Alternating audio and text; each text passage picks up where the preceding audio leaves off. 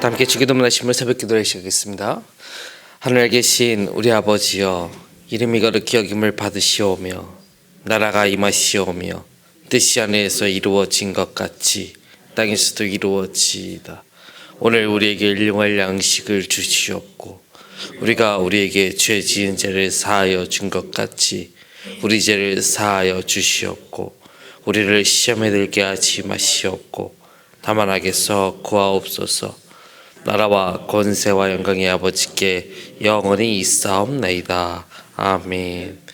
함께 찬송가 289장 함께 찬양하겠습니다.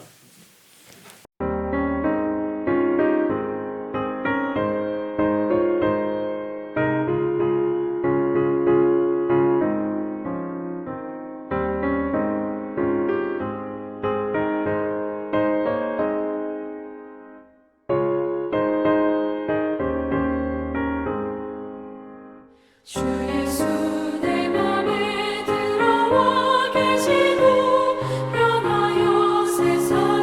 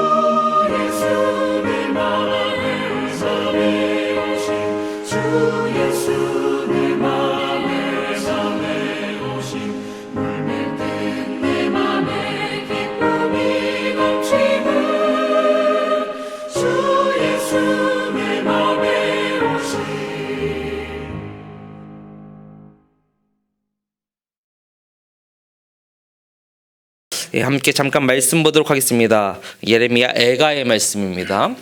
예레미야 애가 3장 19절에서 26절까지 말씀 보도록 하겠습니다. 예레미야가 3장 19절에서 26절까지 시작. 내 고초와 재난 곧 쑥과 담즙을 기억하소서. 내 마음이 그것을 기억하고 내가 낙심이 되오나 이것을 내가 내 마음에 담아 두었더니 그것이 오히려 나의 소망이 되었사옴은 여호와의 인자와 긍휼이 무궁하심으로 우리가 진멸되지 아니함이니이다. 이것들이 아침마다 새로우니 주의 성실하심이 크시도소이다. 내 심령에 이르기를 여호와는 나의 기업이시니 그러므로 내가 그를 바라리라 하도다. 그런 기다리는 자들에게나 구하는 영혼들에게나 여호와는 선하시도다. 사람이 여호와의 구원을 바라고 잠잠히 기다림이 좋도다. 아멘. 다시 한 번 더 오늘 예배 오신 여러분들 환영하고 축복합니다. 이제 12월이 되면 이제 저희가 기다리는 것이 항상 있죠. 성탄절을 기다리게 됩니다. 어릴 때는 성탄절이 참 무척 기다려졌다라는 생각이 듭니다. 성탄절이 뭐 예수님의 오심을 기뻐해서 뭐 기다린 것도 있겠지만 성탄절에는 뭔가 선물이 떨어지는 것 같았기 때문에 더 기다려졌던 것 같습니다. 부모님들은 자녀들이 어떤 선물을 가질지에 대해서 성탄절쯤 되면 이제 미리 한번 물어보죠. 너 올해는 뭐 선물 갖고 싶니? 뭐 있으면 이제 그거를 산타클로스로 변장해서 나중에 이제 선물을 놓고 가는 뭐 그런 일들이 있었죠. 그렇기 때문에 어렸을 때부터 이 성탄절을 가까이 하게 되면 기다림이라는 것이 무엇인지에 대해서 좀 깨닫게 되는 것 같습니다. 물론 그 기다림의 대상이 예수님이 되어야겠죠. 예수님보다 뭐 산타클로스가 더 큰 기다림이 되어서는 안 될 것입니다. 성탄절을 맞이하면서 보내는 이 시기를 저희는 강림절이라고 말합니다. 강림절의 뜻은 내릴 강자, 이 말 임자입니다. 그래서 예수님이 오셨다, 강림하셨다, 내려오셨다라는 뜻인 것이죠. 영어로는 어드벤트라고 얘기하고, 이 어드벤트라는 것은 라틴어로 어드벤투스에서 온 것인데 오다라는 뜻을 가지고 있습니다. 결국 이것은 예수님이 오셨다라는 뜻을 가지고 있는 것이죠. 그런데 이 장로교에서는 또 대림절이다, 대강절이다라는 용어를 쓰기도 하죠. 그거는 기다릴 때자를 쓰는 건데요. 기다림을 좀 강조하겠다. 예수님이 오신다는 것을 좀 더 기다린다라는 의미를 가지고 있기 때문에 대림절 또는 대강절이라는 용어를 사용하기도 합니다. 이번 주는 강림절 첫 번째 주일이죠. 강림절은 전통적으로 두 가지 목적을 가지고 있습니다. 첫 번째는 무엇이냐면 예수님이 성탄이 되셔서 이제 예수님 탄생하기 전 이 4주 동안의 이제 기간을 보면서 예수님이 우리에게 오셨다라는 것을 기억하는 것이죠. 예수님이 우리 2000년 전에 우리 삶 가운데 오셨다라는 것을 기억하는 것이 이 강림절의 목적이면서, 또 두 번째로는 이 장차 오실 재림의 예수님을 기다리는 것이죠. 앞으로 우리 삶 가운데 예수님이 분명히 다시 오실 것이다 라는 것을 기다리는 것이죠. 그래서 이 전통적으로 강림절은 두 가지 목적인데, 오신 예수님을 기억하면서 또 오실 예수님을 기다리는 자리라는 것이죠. 그래서 이 강림절을 기다림과 소망으로 우리는 준비한다라고 이야기를 합니다. 기다림이라는 것은 무엇일까요? 기다림이라는 것은 바로 소망이 있다는 것이죠. 소망은 우리의 가슴을 항상 설레게 합니다. 내가 무언가를 꿈꾸고 있기 때문인 것이죠. 그것이 언젠가는 이루어질 것이다. 그렇기 때문에 그것이 품고 나아갈 때 우리 가운데는 이 기쁜 것이죠. 그런데 그 소망이 이루어질 가능성이 사라지게 되면 이 소망이 더 이상 기다림이 아닌 게 되는 것이죠. 그렇기 때문에 우리 가운데는 눈앞의 현실 때문에 때때로는 이 기다림을 놓치게 살 때도 많다라는 생각을 하게 됩니다. 오늘 본문이 바로 그러한 상황을 이야기하는 것이 아닌가 싶은 생각이 듭니다. 이스라엘에게 있어서 이 통일 왕국 시대로 인하여서 이 이스라엘의 영광은 다 끝나게 됩니다. 그 이후로는 계속 이제 쇠퇴기인 것이죠. 이 다윗과 솔로몬으로 이어져서 있었던 이 시기를 지나고 나면 그때가 최대의 부흥기인 거고, 그 이후로는 계속 쇠퇴만 겪게 됩니다. 그래서 분쟁의 역사를 계속 겪어오게 됩니다. 그러다가 북이스라엘이 결국 멸망하게 되고 남유다도 멸망을 하게 되는 것입니다. 그리고 바벨론이라고 하는 이 거대한 왕국의 포로로 이 모든 백성들이 붙잡혀 가게 되는 것이죠. 그래서 이제는 나라도 잃어버리고 땅도 잃어버리고 이 하나님을 믿고 신뢰하던 그 믿음조차 어느 순간 사라져버리게 되는 그때 가운데 살아가게 되는 것입니다. 하나님께서 우리에게 주신 약속이 도대체 어디 있는가? 우리가 하나님의 택하심을 받았다고 하는 그 선민의 약속을 받았었는데 도대체 그 약속은 어디 있는가에 대해서 이 의문을 품고 계속 깊은 회의감에 빠져있는 그 시기를 살아가고 있던 사람들이 바로 이 시기의 사람들이라는 것이죠. 그래서 이 시기에 있었던 이 뿔뿔이 흩어졌다라고 하는 이 내용을 디아스포라라는 말로 우리가 표현하기도 합니다. 이 디아스포라라는 것은 그들이 다 흩어졌다는 것이죠. 그래서 조국의 불행과 자신들의 고난을 바라보면서 내 인생 가운데서 슬픔을 노래하면서 나아갔던 것, 그것이 바로 예레미야 애가의 내용이라는 것입니다. 그렇기 때문에 예레미야 애가에서는 오늘 본문에서 이렇게 이야기하고 있습니다. 19절과 20절의 말씀을 보시면 내 고초와 재난 곧 쑥과 담즙을 기억하소서. 내 마음이 그것을 기억하고 내가 낙심이 되오나 라고 말하고 있다는 것이죠. 이 자신의 모습을 이 고백하는데 내 모습을 쓰디 쓴 쓸개와 같다라고 표현을 합니다. 고난을 어떻게 할지 못해서 막 낙심을 하고 있다는 것이죠. 이 더 이상 어떠한 출구도 없어가지고 막 절망감에 쌓여져 있다는 것이죠. 기다리고 싶은데 기다릴 것이 무엇인지 더 이상 알 수가 없다는 것이죠.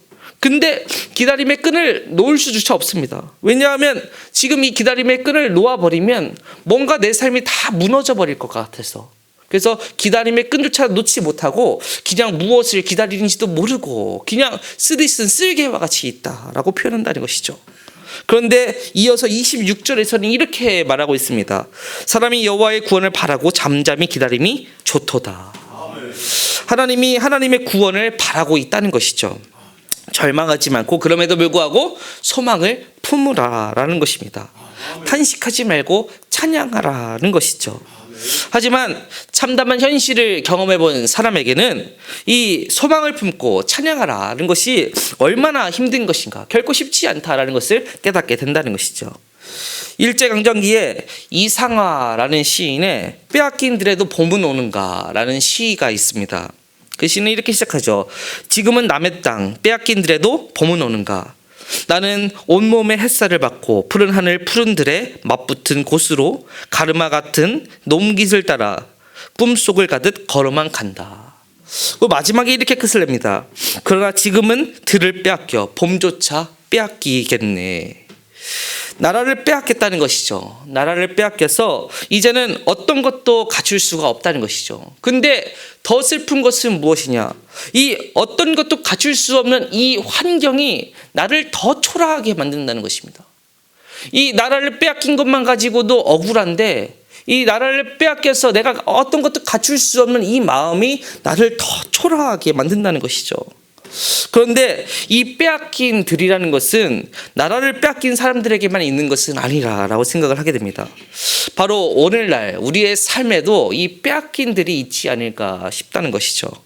슬픔, 탄식, 실망, 절망 등으로 인하여서 내 삶의 일부에 있었던 그 절망감들이 나를 사로잡게 되면 겉으로는 굉장히 잘 나가는 사람처럼 보여도, 이 많은 것을 가진 사람처럼 보여도 우리 가운데는 이 굉장히 들어가게 내면을 들여다보면 낙심하고 절망하고 탄식하고 외로워하는 그런 모습들이 있다는 것입니다. 최근 우리의 사회를 굉장히 놀랍게 한 충격적인 발표가 또 있었죠. 얼마 전까지만 해도 역대 최저라고 했던 출산율이 또 한 번 더 최저를 갱신했습니다. 그 전에 뭐 0.78이다, 뭐 79다, 뭐 이렇게 얘기했었는데 얼마 전에 보니까 0.7이다, 0.7명이다라고 얘기를 하게 됩니다. 학자들이 이야기를 하면 이것은 어떤 상황이냐? 이제 200명이 70명이 되는 사회라고 얘기를 합니다. 200명이 70명이 된다는 것이죠. 이제 그것이 머지 않았다는 것입니다. 20년이 지나고 나면 200명이었던 사람들이 70명이 된다는 것입니다. 이게 얼마나 큰 문제냐. 이 19세기 유럽을 강타했던 흑사병보다, 유리 사회를 놀라게 한 코로나보다 훨씬 큰 인구 감소를 일으킨다는 것이죠. 이거는 그냥 이 말도 안 되는 상황이라는 것입니다. 그런데 저도 아이를 키우는 입장에서 이 아이를 많이 낳으면 좋겠는데 아이 낳아서 아이 키우는 것이 참 쉽지 않다라는 생각을 하게 됩니다. 이 어른들은 다 우리 때 다 잘 키웠어. 그냥 낳으면 다 키워줘 라고 말씀하시는데 이게 참 쉽지 않다라는 생각을 하게 됩니다. 왜냐하면 부모 노릇하려고 하니까 이게 쉽지 않은 것이죠. 이 부모 노릇하려고 하니까 이 아기들이 원한다는 것이죠. 아이들이 원한다는 것이죠. 원하는 것을 해줘야 되는데 해주는 것이 만만치가 않은 것입니다. 또 아이들이 요구하는 거 뭐 다 안 들어주면 되겠지라고 생각을 하는데 또 막상 해보면 그렇지가 않더라고요. 이게 안 들어줄 수가 없습니다. 왜냐하면 이것을 안 들어주게 되면 우리 아이가 사회에서 도태될 수도 있기 때문인 것이죠.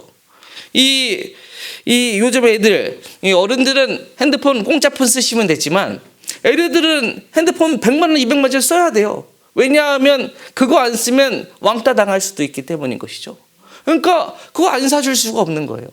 그러니까 이런 거 저런 거 따지고 보면 내가 이게 애기 키우는 것이 참 쉽지 않다라는 생각을 들게 된다는 것이죠. 이것이 비단 우리나라만의 문제가 아니라 전 세계적인 문제라는 것입니다. 그래서 내 삶의 가치를 하나씩 포기하다 보니까 결국 아이 낳는 것도 포기하게 된다는 것이죠. 그래서 내가 바라볼 목표가 점점 사라지게 된다는 것입니다. 그러다 보면 무엇인가요? 기다림이라는 것이 결국은 나하고는 좀 먼 얘기인 것 같다. 기다림은 나하고는 좀 상관없는 것 같다 라는 생각이 들게 된다는 것이죠. 한 취업 포털 사이트에서 20대 30대에 대해서 2,800명을 대상으로 조사를 했다고 합니다. 이 조사에 참여한 사람 중에서 2명 중에 1명은 자신을 오포 세대라고 이야기했다고 합니다. 이 오포 세대라는 것이 무엇인가요? 연애, 결혼, 출산, 인간관계, 그리고 내 집 마련을 포기한 사람들. 이것을 오포 세대라고 이야기했다고 합니다. 이 연애도 포기하고 결혼도 포기하고 거기다 출산, 그 인간관계까지 포기합니다. 거기에다가 내 집 마련의 꿈을 이제 포기했다는 것이죠. 그렇게 포기를 했는데 여기에 25%의 사람은 자신의 꿈과 희망까지도 포기했다라고 이야기를 합니다. 꿈과 희망을 포기했다는 것은 무엇인가요? 인생을 포기했다는 것이죠. 내가 그렇게 힘들기 때문에 인생을 포기하겠다라는 말과 똑같은 것이죠. 그런데 그렇게 우리는 생각하는 것이 다른 것은 다 포기해도 우리의 꿈과 희망은 포기하면 안 되지 않은가 싶은 생각을 가지게 되는 것입니다. 왜냐하면 우리에게는 아직 살아갈 날들이 많기 때문인 것이죠. 그렇다고 하면 이렇게 포기가 많이 이 시대 가운데서 우리는 어떻게 살아가야 하는가? 예수님이 믿는 것이 우리에게는 어떤 삶에 영향을 미치게 되는가에 대해서 우리는 생각을 해보게 됩니다. 신앙에는 두 가지 방향이 있다라고 말을 하고 있습니다. 신앙에는 첫 번째 방향이 있는데 그것은 바로 하늘로부터 내려오는 방향인 것이죠. 위로부터 내려오는 것입니다. 위로부터 내려오는 것을 수용하는 것이죠.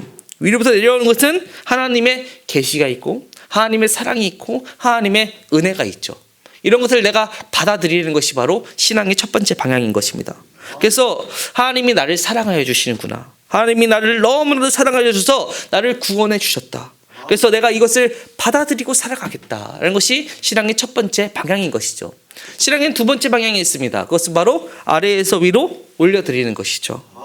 이 철저하게 비참한 삶의 자리 가운데 있는 나의 현실을 경험하면서도 내가 하나님을 향해서 나아가겠다. 내가 주님을 향해서 걸어가겠다. 주님만이 나의 소망이시다라는 것을 고백하면서 나아가는 것. 그것이 바로 신앙의 두 번째 자리인 것이죠. 그렇기 때문에 우리는 이 두 가지를 끊임없이 확인하면서 나아가야 하는 것입니다. 하나님이 지금 나에게 주시는 것은 무엇인가를 확인하고 하나님이 지금 나에게 주시는 그것을 통해서 나는 어떻게 하나님께 나아갈 수 있는가를 계속 꿈꾸면서 나아가야 하는 것이죠. 이 두 가지가 내 안에서 막 갈등하고 또 풀어지기도 하고 하면서 우리는 신앙의 과정을 겪어가는 것입니다. 그것이 때때로는 기쁨이 되기도 하고 때때로는 고통이 되기도 하고 하지만 그러면서도 하나님을 바라보면서 기다리면서 나아가는 것이죠. 그런데 문제는 그것이 생각만큼 쉽지는 않다는 것입니다. 하나님께 생명이 있다. 하나님께 진리가 있다. 하나님께는 위로와 평안이 있다라는 것을 잘 알고는 있는데 그럼에도 불구하고 그것이 우리 가운데 그대로 잘 다가오지는 않는다는 것입니다. 이유는 무엇인가요? 바로 내 인생이 아무것도 아니라는 사실을 깨닫기 전까지는 내가 무엇이 어떤 것이 좋은 것인지 알지 못하기 때문인 것입니다. 하나님께 속한 것이 무엇인지 하나님께 속한 것들이 얼마나 좋은 것들인지 깨닫지 못하기 때문인 것이죠. 그렇기 때문에 무언가를 포기하면서 살아갈 수밖에 없는 이 현실이 참 우리의 마음을 참 슬프게 한다라는 생각을 가지게 됩니다. 그런데 여기에 놀라운 것이 하나 있습니다. 나에게 아무것도 없다. 내가 정말 외롭고 슬프다. 내가 정말 연약하고 실수가 많은 존재다라는 것을 깨닫게 되면요, 그때 이 기다림이 또다시 찾아오게 된다는 것입니다. 그때 변화할 수 있게 된다는 것이죠. 그때 내 옆에 계신 하나님을 바라보게 되면서 그때 온전히 하나님을 만나게 되고, 그때에서야 비로소 예수님이 얼마나 소중하신 분이신지, 하나님이 나에게 얼마나 큰 것을 주시는 분이신지를 깨닫게 된다는 것이죠. 시편 40편 2절을 보면 다윗의 시가 나오는데 나를 이렇게 표현을 합니다. 나를 기가 막힐 웅덩이와 수렁에서 끌어올리시고 내 발을 반석 위에 두사 내 걸음을 견고하게 하셨도다. 나를 기가 막힌 웅덩이와 수렁에서 끌어올리셨다라고 표현하는데, 이 참 아름다운 고백이다라는 생각을 가지게 됩니다. 내가 이 낭떠러지 같은 이 정말 이 너무나도 절망적인 상황을 이 기가 막힐 웅덩이라고 표현하는 것을 보면서 우리 가운데 이런 기가 막힐 웅덩이가 있다라는 생각을 하게 된다는 것이죠. 그런데 이 기가 막힐 웅덩이에서 하나님께서 나를 끌어올려 주셨는데, 우리가 더욱더 바라봐야 될 것은 그 앞절에 1절의 말씀이라는 것이죠. 1절의 말씀에 이렇게 이야기하고 있습니다. 내가 여호와를 기다리고 기다렸더니 귀를 기울이사 나의 부르짖음을 들으셨도다. 내가 하나님을 기다리고 기다리니까 하나님이 나에게 응답하여 주셨다는 것입니다. 이것이 바로 우리 삶 가운데서 오신 하나님의 방법이라는 것이죠.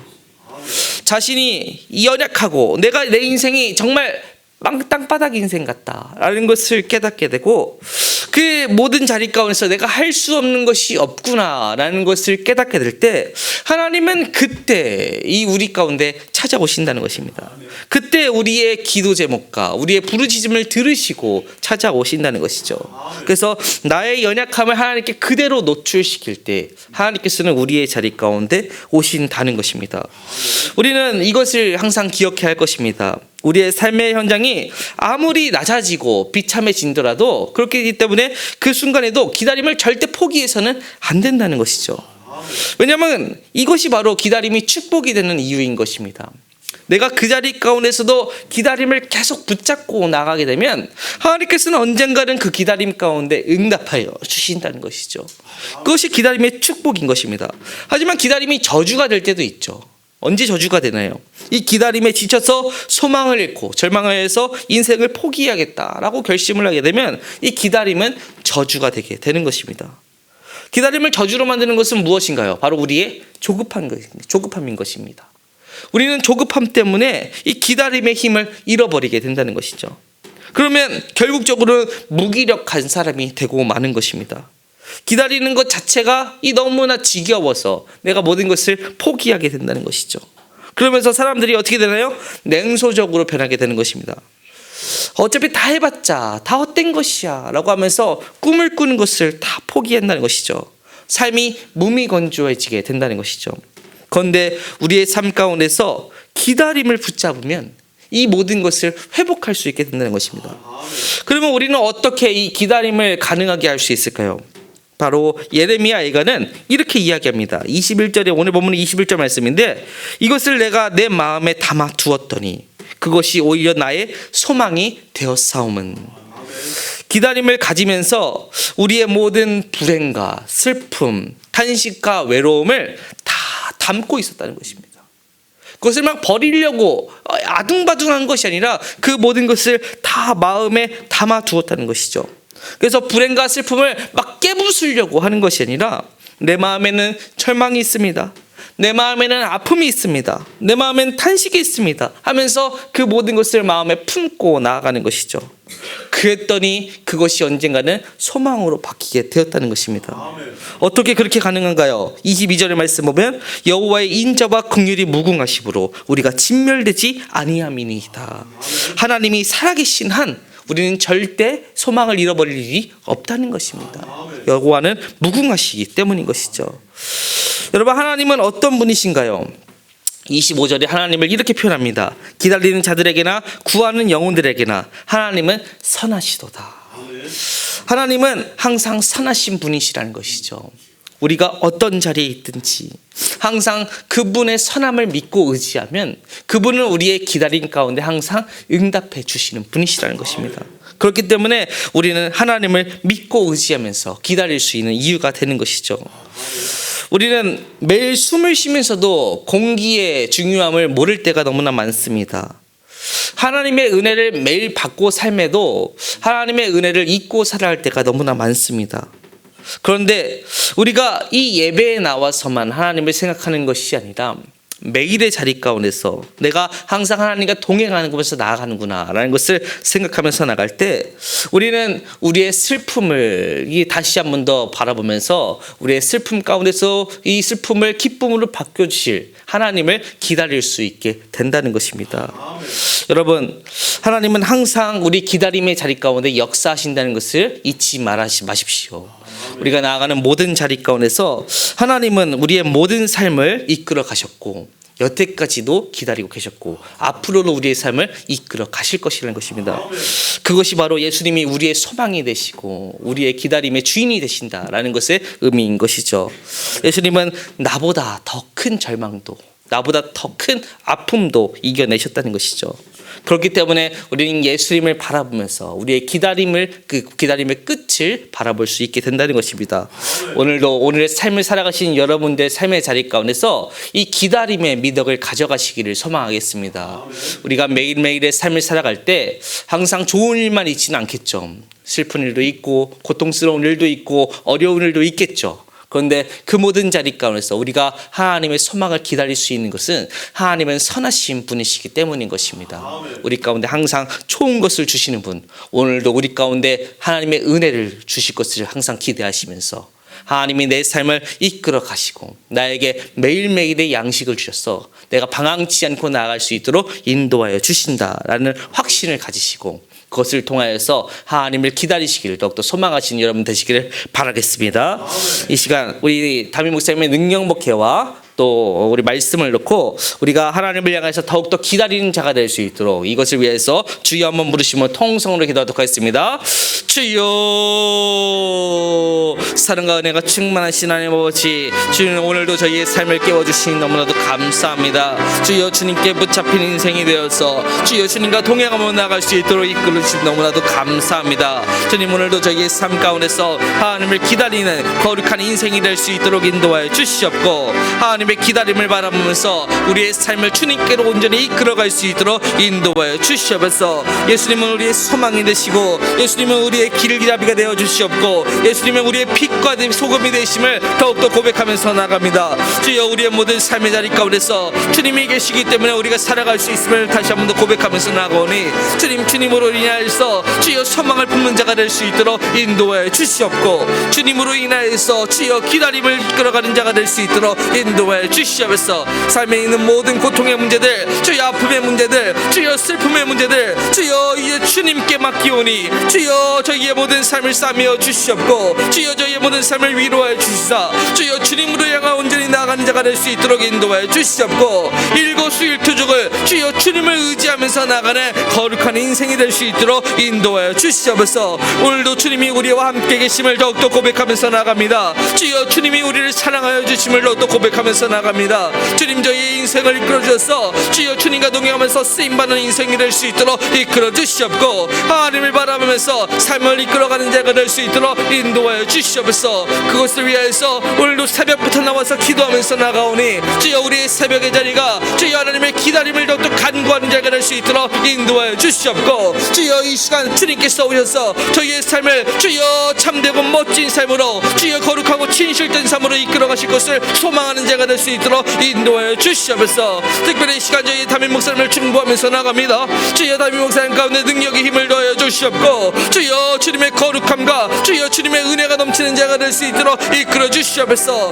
주여 그 모든 사역 가운데 주여 하나님의 풍성함이 넘쳐질 수 있도록 인도하여 주시옵고, 주여 말씀을 전하시는 모든 자리 가운데 주여 하나님의 도가 되어 될 수 있도록 인도하여 주시옵소서. 나아가는 모든 순간순간이 주여 주님의 말씀으로 깨어질 수 있도록 인도하여 주시옵고, 그 말씀을 듣고 나아가는 주여 저 라오스 땅이 주여 주님의 복음으로 물들어질 수 있도록 인도하여 주시옵소서. 함께 나가는 많은 자들 가운데 주여 주님의 도움의 손길이 임할 수 있도록 인도하여 주시옵소서. 그 모든 자들이 주여 하나님의 복음으로 깨어질 수 있도록 인도하여 주시옵고, 주여 하나님의 말씀으로 세워질 수 있도록 인도하여 주시옵소서. 그래서 나가는 모든 순간순간들이 주여 기쁨이 되고 주여 행복이 되는 자리가 될 수 있도록 인도하여 주시옵소서. 오늘도 주님의 말씀을 붙잡고 나가는 주여 우리 성도님들의 삶을 주여 더욱더 이끌어 주시옵소서. 한 명 한 명의 삶을 주여 주님께 더욱더 의탁하오니 주여 주님께서 붙들어 주셔서 주여 인생의 소망과 빛이 될 수 있도록 인도하여 주시옵고, 하나님을 거룩하게 따라갈 때 주여 정말로 밝은 빛이 우리 삶 가운데 비춰짐을 주여 믿어 의심치 않는 인생이 될 수 있도록 인도하여 주시옵소서.